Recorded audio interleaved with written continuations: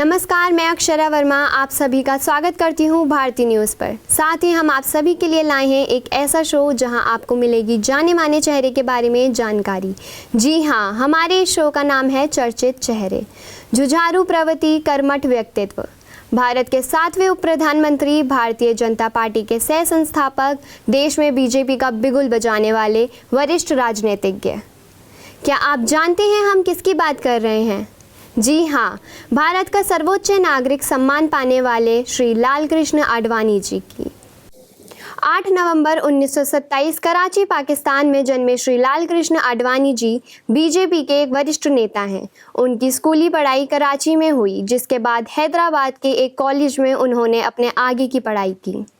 1942 में वह बतौर स्वयंसेवक राष्ट्रीय स्वयंसेवक संघ आरएसएस से जुड़े हुए थे तथा भारत में भी वह आरएसएस में सक्रिय रहे और कुछ साल आरएसएस के मुख्य पत्र ऑर्गेनाइज़र में भी काम किया।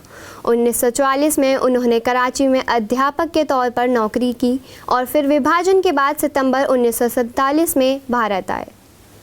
1970 में वे पहली बार राज्यसभा में शामिल हुए और इसी के साथ 1972 में भारतीय जनसंघ के अध्यक्ष चुने गए। 1975 में आपातकाल के दौरान वे जनसंघ के सदस्यों के साथ जेल में भी बंद रहे। यही नहीं बल्कि मार्च 1977 से 1979 तक मोरारजी देसाई की सरकार में केंद्रीय सूचना एवं प्रसारण मंत्री भी रहे।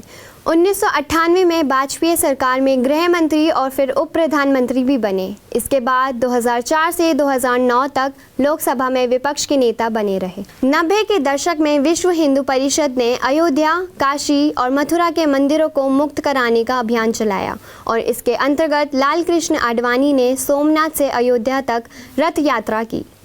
लालकृष्ण आडवाणी बीजेपी के संस्थापक सदस्य थे और 3 बार तक इसके अध्यक्ष भी रहे। वो बीजेपी के उन चेहरों में शामिल थे जिन्होंने 1990 के दशक में श्री राम मंदिर आंदोलन का नेतृत्व किया। वो फिलहाल बीजेपी के मार्गदर्शक मंडल में हैं, लेकिन वो सार्वजनिक जीवन में अब खास सक्रिय नहीं दिखाई देते।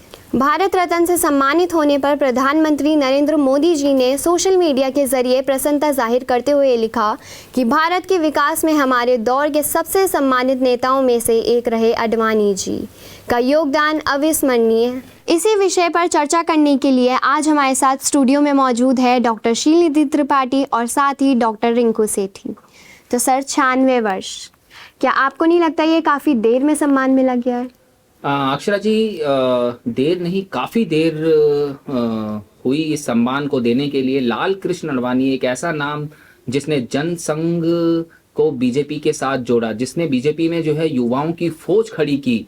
एक ऐसा नेता जिसके ऊपर भ्रष्टाचार के आरोप लगे और उन्होंने जो है तुरंत इस्तीफा दिया और ये कहा कि जो है मैं जब तक ये आरोप बेबुनियाद साबित नहीं हो जाते हैं मैं पद नहीं लूंगा। मैं बात कर रहा हूँ अक्षरा जी हवाला कांड की। उस समय हवाला कांड का काफी जोर था और अटल आडवाणी जी के ऊपर आरोप लगे थे भ्रष्टाचार के और उन्होंने तुरंत इस्तीफा दिया था जो है। तो ये वो नेता हैं, ये जनसंघ, ये ग्राउंड लेवल से जुड़े हुए वो नेता है जिन्होंने जो है भारतीय जनता पार्टी में जान फूकी। उस हिसाब से उनको ये अवार्ड जो है 2015 में ही अटल बिहारी वाजपेयी जी के साथ दे देना चाहिए था। बिल्कुल सही कहा सर आपने। मैम, आप बताइए कि पद महत्वपूर्ण है या सम्मान? देखिए, मैं डॉक्टर रिंकू के साथ पूरी तरीके से एग्री करूंगी कि थोड़ा देर हुई है, क्योंकि जिस हिसाब से साफ सुथरी छवि आडवाणी जी की रही है और जैसा आप अपने परिचय में भी बता रही थी कि काफ़ी कर्मठ और जुझारू व्यक्तित्व उनका रहा है, तो शुरुआत से ही उन्होंने ये दिखा दिया था कि वो देश के लिए हैं और सम्मान मिलने पर भी उन्होंने यही कहा कि मेरे लिए देश सर्वोपरि है। और ये सिर्फ उनका सम्मान नहीं है बल्कि उन नैतिक मूल्यों का भी सम्मान है जिनके साथ उन्होंने इतना बड़ा सफ़र तय किया।